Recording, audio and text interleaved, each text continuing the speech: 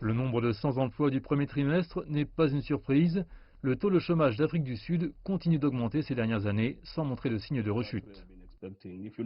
C'est ce à quoi nous nous attendions. Si vous regardez les chiffres du PIB du quatrième trimestre 2019, ils étaient très sombres et depuis, les choses se sont envenimées. Je veux dire par là que nous avons été en récession bien avant le confinement. Mais de nombreux experts ont blâmé les lois du travail astreignantes pour avoir entraîné la hausse du chômage. Plusieurs organisations, dont les agences de notation, ont appelé à davantage de souplesse pour que les gens trouvent du travail.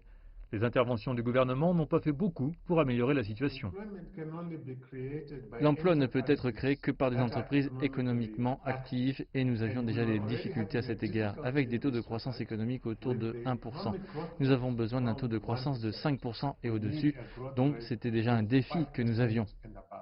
On ne sait pas encore si le gouvernement révisera ses plans de création d'emplois ou procédera à une refonte complète avec des réformes structurelles afin d'empêcher ce taux de grimper. Donc ce que vous devez faire, c'est définir votre rôle en tant que gouvernement dans cette situation critique, comme nous l'avons vu aux États-Unis. Lorsque le secteur de l'automobile a implosé en 2008, leur propre gouvernement est intervenu et a repris General Motors et a permis à toutes ces entreprises d'opérer jusqu'à ce qu'elles soient en mesure de se tenir debout. Nous avons donc besoin d'un gouvernement sud-africain avec une aile politique qui va se rendre compte que vous n'externalisez pas votre problème au secteur privé. En tant que gouvernement, nous devons définir votre rôle et assurez-vous que vous le faites et que vous le faites rapidement. L'équilibre entre l'activité économique d'une part et la limitation de l'impact de la propagation du Covid-19 d'autre part a été très difficile pour le gouvernement.